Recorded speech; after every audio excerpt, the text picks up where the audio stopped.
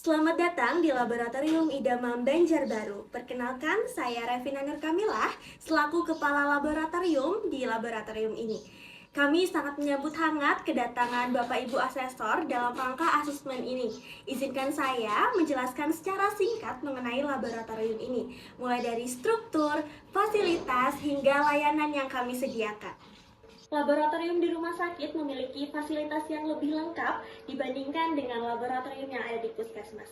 Berbagai jenis pemeriksaan dilakukan untuk membantu dokter dalam menegakkan diagnosis pasien.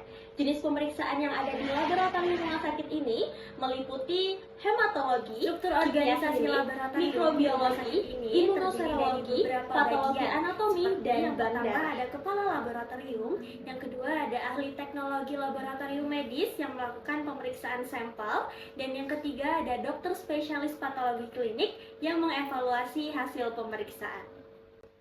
Proses penerimaan sampel dan pengujian. Baik, Bapak Ibu, berikut adalah alur kerja yang ada di laboratorium kami. Yang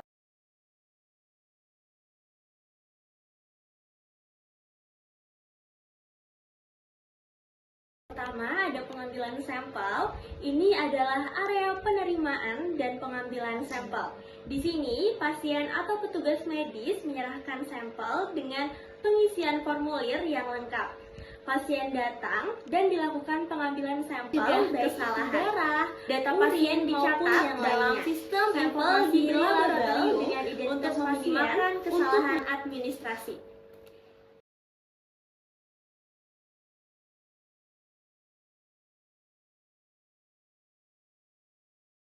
Selanjutnya, yang kedua ada pengiriman ke laboratorium. Kemudian Bapak Ibu, kami juga menerima sampel pemeriksaan dari ruang rawat inap maupun IGD yang ada di rumah sakit ini.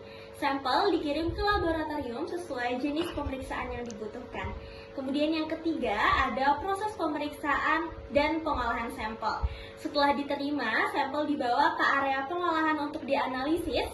Kami menggunakan alat analisis seperti mikroskop, sentrifuge, alat uji kimia klinik, dan hematologi analyzer yang telah diverifikasi dan divalidasi.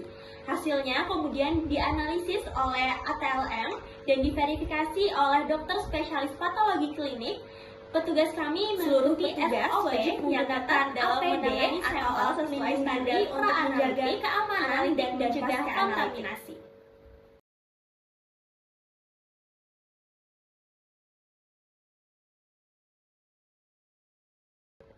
Selanjutnya ada pelaporan hasil. Baru setelah hasil pemeriksaan disampaikan kepada pasien dulu dengan menjaga kerahasiaan pada informasi sesuai dengan standar etika dan regulasi privasi yang ada. Kemudian ada keselamatan dan kesehatan kerja atau K3.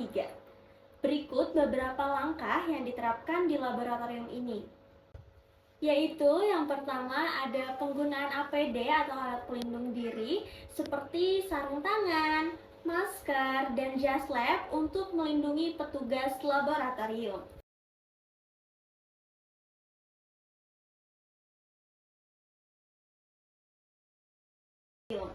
Kemudian ada pengelolaan limbah medis.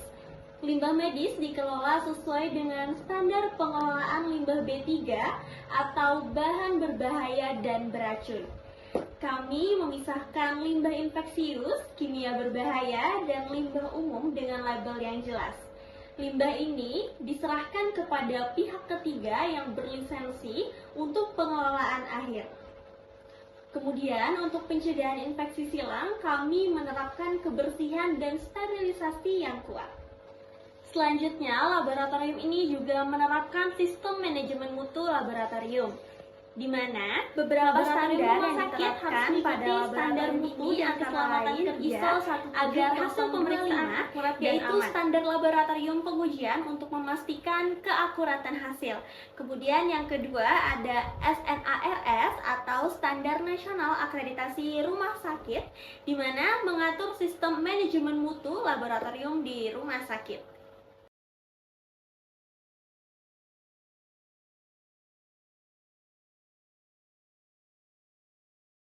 Selanjutnya ada pengendalian mutu internal dan eksternal.